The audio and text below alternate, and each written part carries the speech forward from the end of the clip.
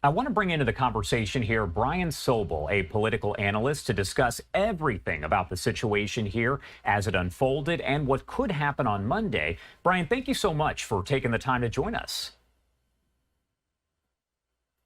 And Brian, first off, I did want to ask you overall, what should we expect from that meeting Monday between Trump and Zelensky?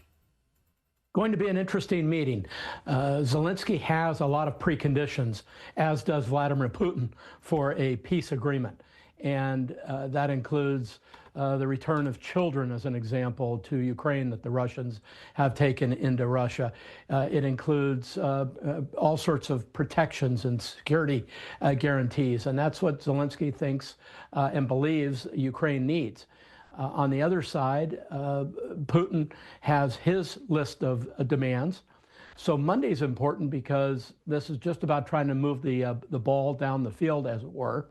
Although, having watched and studied Putin for 25 or more years, he's just a past master at kicking the can down the road until he achieves his own goals.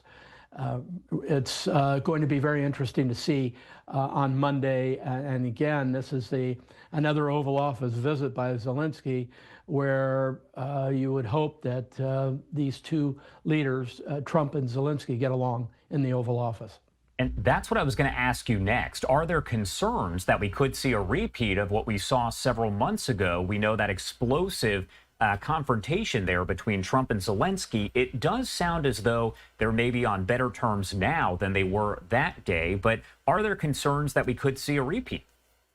Sure, absolutely. Zelensky, again, has his list of needs, and Donald Trump, President Trump, is a deal maker and realizes that deal points have to shift and are malleable in trying to achieve an end goal. So he's got a very interesting dilemma, because he's got a very tough guy in Vladimir Putin, but what he has learned is he's got a very tough guy in President Zelensky as well. So it's going to be interesting to see how that meeting rolls out. And then again, Josh, is what we don't know about the meeting between Putin and Trump, and what was on the table in Alaska, what they talked about. I mean, we saw Donald Trump saying it was a 10 out of a 10 meeting, but he wasn't referring to deal points.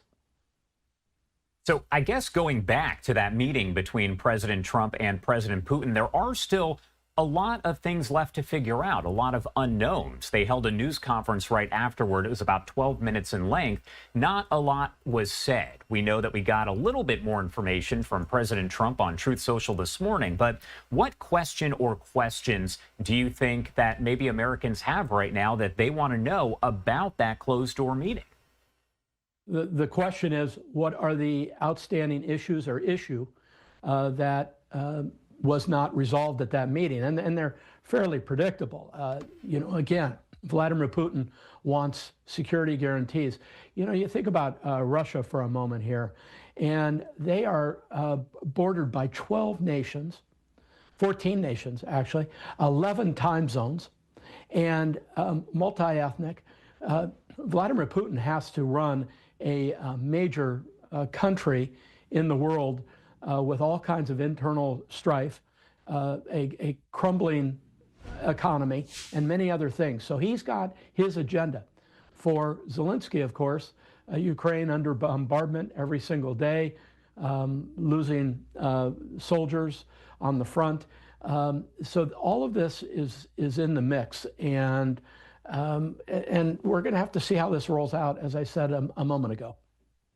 I want to ask you about Putin and Zelensky, because there is the question about whether or not we will actually see Zelensky and Putin in the same room as part of these negotiations. Is that a real possibility for maybe the next meeting there, a trilateral meeting? Right. I think that's the question. Is, first of all, these are two people that greatly dislike one another, have a list of grievances against the other person. Can you get them both in the room on a bilateral basis, or if President Trump joins it, it's trilateral? And we have seen it before. I mean, we saw it in the Middle East when Yasser Arafat met Menachem Begin with Bill Clinton. So it is possible to put bitter enemies in a room together, but it's going to take some work, and both of those leaders have to feel like we've suffered so much that a peace agreement, not a ceasefire, but a peace agreement, is something that we both can live with, each country. One comment that was made at the very end of that meeting between Trump and Putin when they held that news conference, you heard Putin say that the second meeting could be held in Russia. He invited Trump to Russia, and Trump didn't necessarily say no. Is that a possibility that the next meeting actually could be held on Russian soil versus U.S. soil?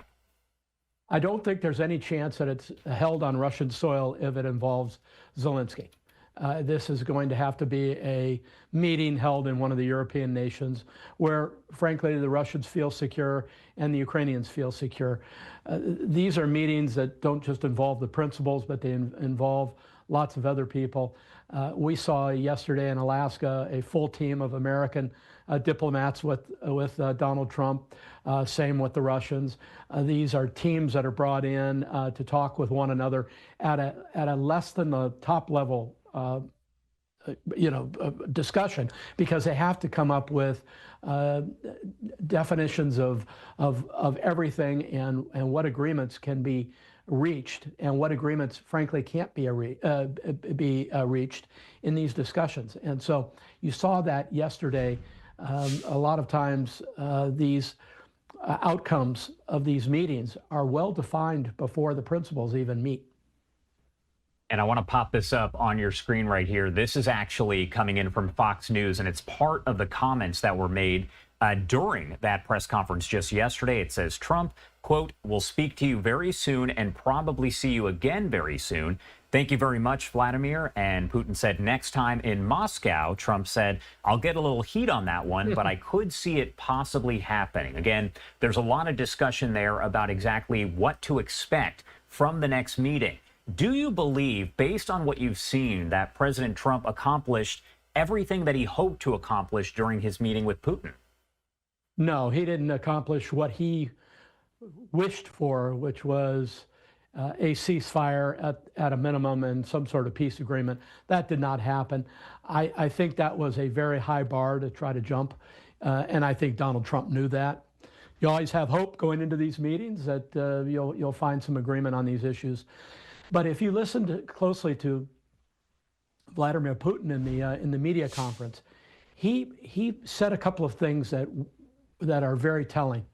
And what it was, historical grievances, essentially, is how you could phrase it.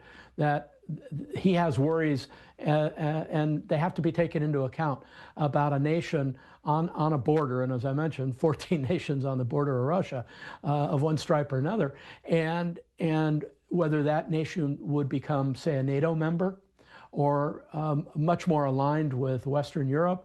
I think Vladimir Putin has concerns about it. At the same time, Vladimir Putin is a person out of the old Soviet Union, hated to see the old Soviet Union break up and would like to reconstruct it.